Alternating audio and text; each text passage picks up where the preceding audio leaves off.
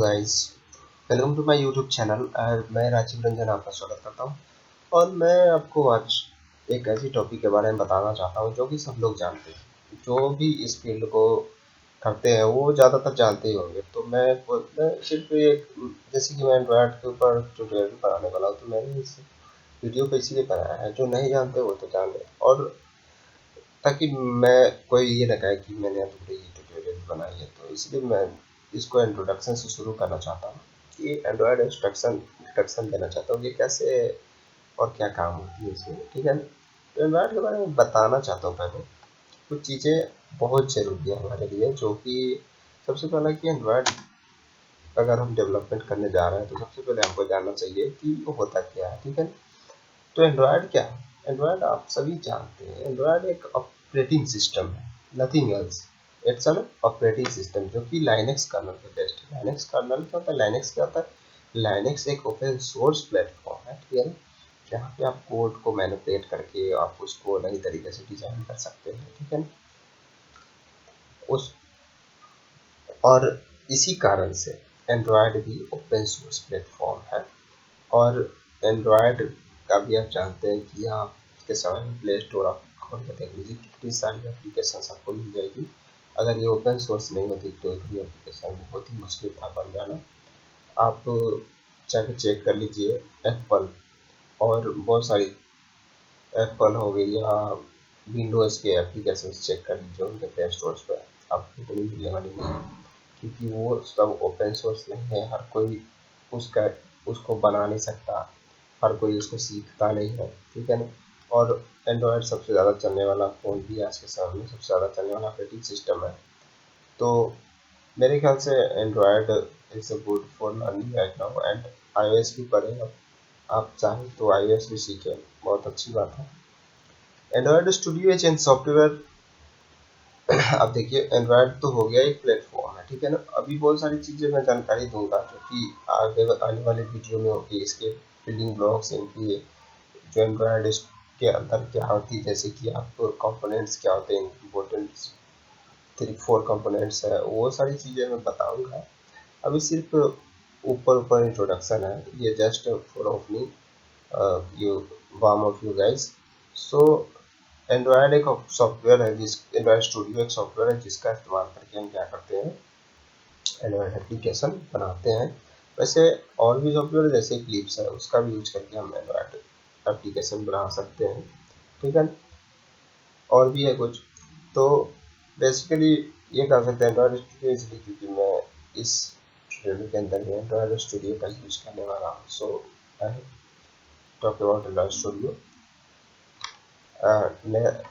तो आगे चलते हैं, हम देखते हैं कि क्या है एंड्रॉयड स्टूडियो। सबसे पहले आपको एंड्रॉयड सीखना है, तो सबसे पहले तो आपको एंड्रॉयड स्टूडियो इंस्टॉल करना पड़ेगा, ठीक है। और उसके लिए चाहिए आपको सबसे पहला स्टेप क्या लेना है। सबसे पहला स्टेप आपको जेडीके इंस्टॉल होना चाहिए लैपटॉप के अंदर या डेस्कटॉप के अंदर, जहाँ भी हो। जो भी लेटेस्ट जेडीके होगा, मैं रुक गया तो फिर जो भी लेटेस्ट जेडीके होगा आप उसको इंस्टॉल कर लीजिए। फिर उस एंड्रॉयड स्टूडियो को इंस्टॉल कीजिए। एंड्रॉयड स्टूडियो में एक और चीज़ रहता है एसडीके, वो मैं नहीं बताया, आप अलग से इंस्टॉल करो तो थोड़ा दिक्कत हो सकता है।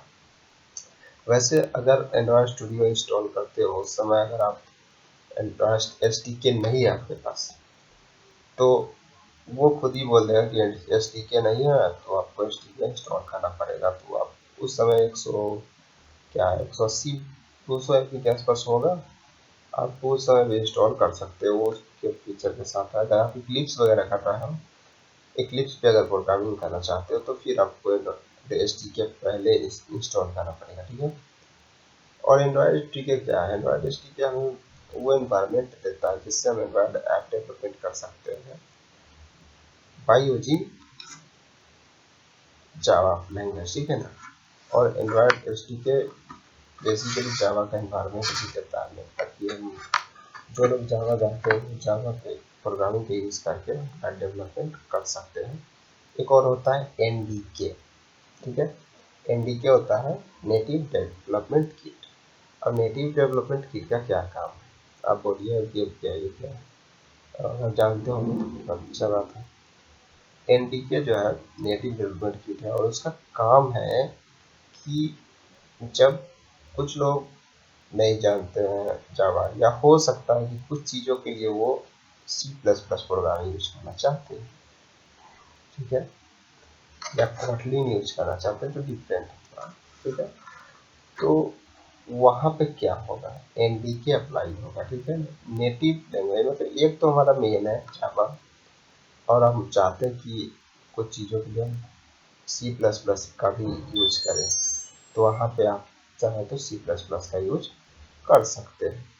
तो उसी के लिए नेटिव बना हुआ है, ठीक है, बना हुआ है, ठीक है। वो भी अगर आप स्पेसिफिकेशन में चाहिए आपको एंड्रॉइड स्टूडियो के साथ, ठीक है।